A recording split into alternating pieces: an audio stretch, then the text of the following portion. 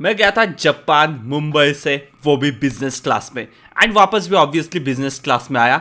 तो हम लोग देखेंगे कि बिजनेस क्लास का एक्सपीरियंस अपने मुंबई एयरपोर्ट का कैसा है एंड टोक्यो एयरपोर्ट का कैसा है, एंड साथ ही में एएनए का बिजनेस क्लास भी हम लोग इसमें चेकआउट करेंगे।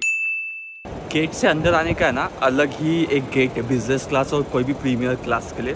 तो वहाँ से मैं अंदर आ गया, कोई नहीं था उधर, सिर्फ मैं अकेला आ गया।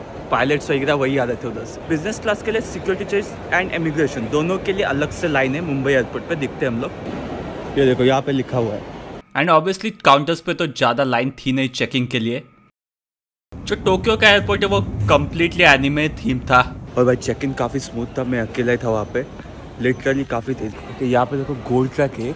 अभी चलते हैं इमिग्रेशन की तरफ। एयरपोर्ट भी फुल अपना एनिमे थीम है, पोकेमॉन दिख रहा है यहाँ पे। वाह क्या व्यूज आती है यार ये एयरपोर्ट से, लाइक देखना क्या बढ़िया दिख रहा है यहाँ पे। लिटरली सामने देखो, यहाँ पे फ्लाइट है 34 पे, अपना 53 पे है आई गेस, वो साइड पे कहीं पे। सिक्योरिटी चेक का लाइक उधर रिकॉर्डिंग नहीं कर सकते इमिग्रेशन में भी।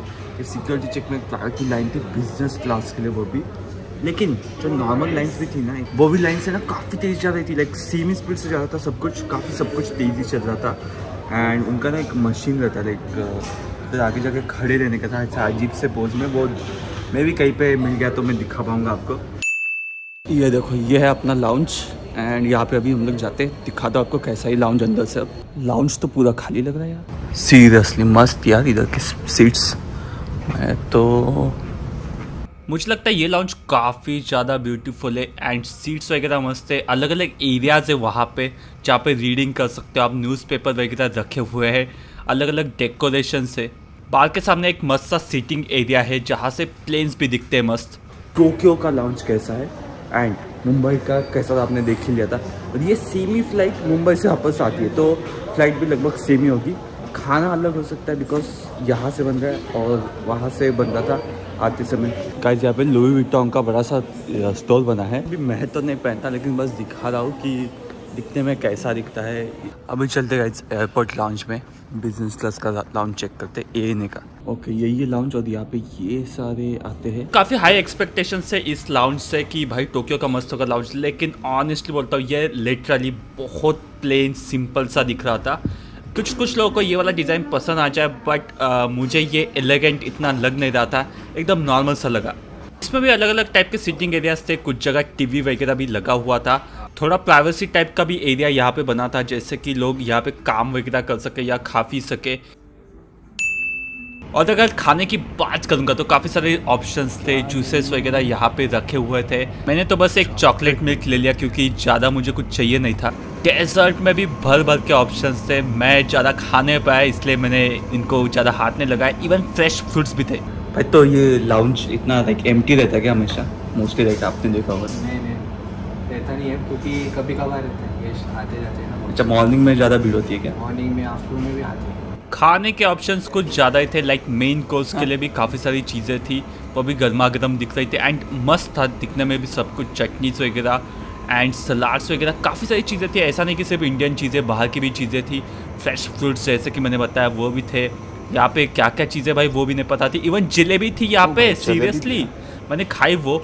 एंड सैंडविचेस अलग अलग टाइप के थे। वेजिटेरियंस के लिए एक बहुत ख़तरनाक जगह ये।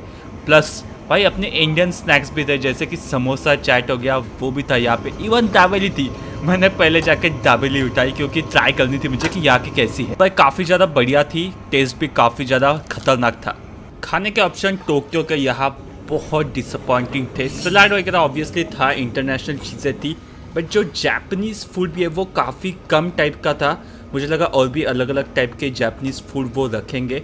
रामेन वगैरह थे बट अच्छे वाले नहीं थे, एकदम छोटे से मिसो रामेन उड़न के साथ आते हैं, एकदम सादे वाले थे। राइस बॉल्स भी थोड़े बहुत ही थे। आई थिंक इनको ना सुशी रखनी चाहिए थी डायरेक्टली, इसलिए मैंने तो काफ़ी कम चीज़ें ली खाने के लिए लाउंज से।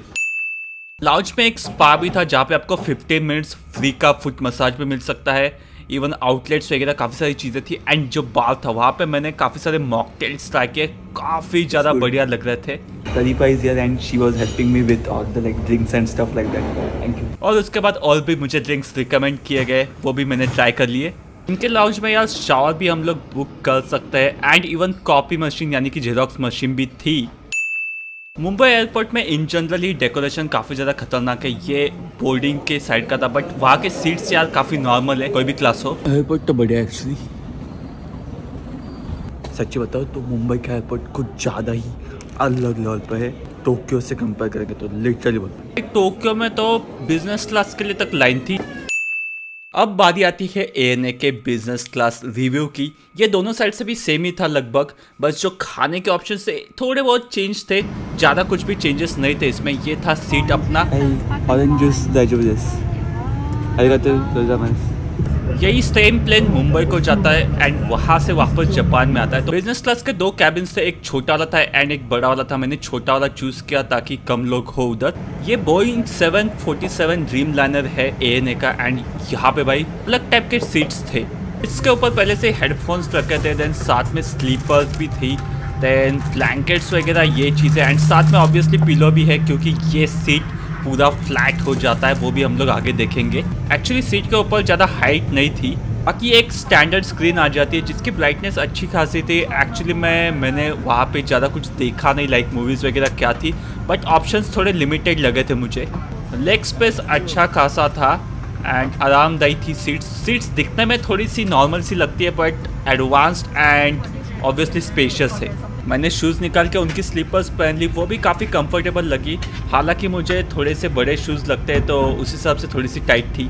पानी की अच्छी क्वालिटी के Evian की बॉटल्स भी थी यहाँ पे एंड मेन्यू काफ़ी बड़ा था। यहाँ पे ड्रिंक्स वगैरह काफ़ी सारी चीज़ें थी, जापानीज़ क्यूजीन भी था, इंटरनेशनल भी था, बट मैंने अपने लिए इंडियन का पहले से प्री ऑर्डर किया था। थोड़ा कार्टून ज़्यादा यूज़ करती है लोग। खाने से पहले हैंड वाइप मिलता है, नो फेस टॉवल वगैरह या ऐसा कुछ मिला नहीं, बट ये ट्रे टेबल है ना, ये काफ़ी बड़ा लगा। यहाँ पे आराम से आप काम भी कर सकते हो। सो ये मुंबई से जाते हुए अपना फर्स्ट मील आया था। आई थिंक ये चिकन है, ये एपेटाइजर था, ये मेन मील नहीं था। कुछ साइड डिश भी दी थी जो मुझे एक्चुअली में इतनी पसंद आई, बस मैंने ट्राई करके देखी। जो चिकन का मील आया था एपेटाइजर, वो काफ़ी बढ़िया लगा मुझे शुरू में लगा कि इतना अच्छा नहीं होगा, बट अच्छा था, काफ़ी अच्छा मुझे लगा एंड मैंने वो पूरा खा लिया पहले ही। साथ ही में परोठा वगैरह था, कुछ ब्रेड वगैरह भी दिया गया था, पिकल भी था। ये अच्छी बात है क्योंकि मुझे काफ़ी पसंद है पिकल। उसके बाद मेन कोर्स आया जो कि काफ़ी डिसअपॉइंटेड दिखा मुझे। लिटरली बोलता हूँ, देख के मुझे लगा कि ये पक्का बिजनेस क्लास है क्या। मतलब कि एकदम ऐसा नॉर्मल सा खाना था एंड ये पता नहीं क्या था इन लोग का, पालक चिकन वगैरह कुछ ऐसी डिश इन लोगों ने बनाई थी। मैं नहीं खाता, बाकी कुछ पता नहीं मुझे कि कैसे देता है। कि जो डेजर्ट था ये अलग टाइप का कुछ डेजर्ट था, कुछ आई थिंक मैंगो में कुछ राइस बॉल्स ऐसे डाले थे, मुझे पसंद आ गया। टोक्यो से आते समय मुझे कुछ एक्स्ट्रा चीज़ें भी दी गई थी, जैसे एप्पल जूस भी था एंड ये क्या था, कैशू नट्स वगैरह ऐसी चीज़ें थी। आई थिंक प्लम्स वगैरह थे, टेंशन मतलब बस एप्पल जूस ही है। टोक्यो से आते समय जो एपेटाइजर था वो सैल्मन था, यानी कि फिश थी एंड साथ में बाकी सारी चीज़ें तो एकदम सिमिलर ही लगी मुझे।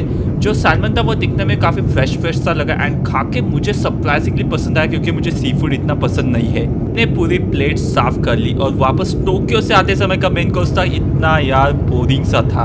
अगेन डेजर्ट भी काफ़ी मस्त था, ये शायद पुडिंग थी, काफ़ी फ्लफी थी दिखने में। मैंने जो जापान में खाई थी उसके जैसी लगभग लग रही थी बट थोड़ी सी अलग थी, पता नहीं क्या था। एंड नींबू पानी भी मंगवा लिया, नींबू पानी पीते पीते नज़ारे लिए मैंने ऊपर से। एक ही मुंबई एयरपोर्ट की चीज़ मुझे बिल्कुल भी पसंद आई, वो थी अपना मुंबई का पोल्यूशन। वो क्लियरली दिख जाता है डिफरेंस काफ़ी। सीट के साइड से ये रिमोट बाहर आ जाता है जिससे आप सामने का टीवी पूरा का पूरा कंट्रोल कर सकते हो, तो आपको आगे जाके उसको टच करने की ज़रूरत नहीं है। एंड पीछे से भी है ना, इसके जो टाइप करने के लिए बटन्स रहते हैं ना वो भी है, तो ईजी जाता है। आपको कुछ ढूंढना है, सर्च करना है, वो आसान हो जाता है। मुझे काफ़ी ज़्यादा छोटे लगे एंड इसमें नॉइस कैंसलेशन भी इतना अच्छा नहीं था, इसलिए मैंने अपने ही ईयरबड्स यूज़ किए। हुक वगैरह लटकाने के लिए हुक भी है यहाँ पे। ये जो मैंने सामने का सीट लिया था ना स्पेसिफिकली, उसकी वजह से ऊपर मुझे जगह मिली थी ज़्यादा चीज़ें वगैरह रखने के लिए। राइट साइड पे सारे के सारे कंट्रोल्स दिख जाते हैं, बैक का जो सपोर्ट रहता है वो भी आप ऊपर नीचे कर सकते हो।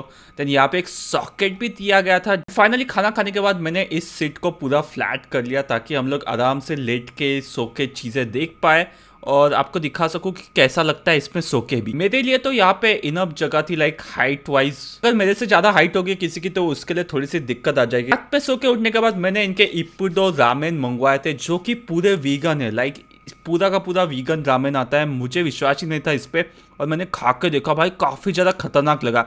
ये मेरा फर्स्ट रामेन का एक्सपीरियंस था। कुछ ड्राई फ्रूट्स, बिजनेस क्लास का फीचर नहीं, लेकिन ये वाली विंडोज़ मुझे काफ़ी ज़्यादा कूल लगी, जो कि पूरे एयरक्राफ्ट में ही थी कि ऑटोमेटिकली ये डार्क हो जाती है एंड वाइट हो जाती है, बट इसमें काफ़ी ज़्यादा टाइम लगता है यार।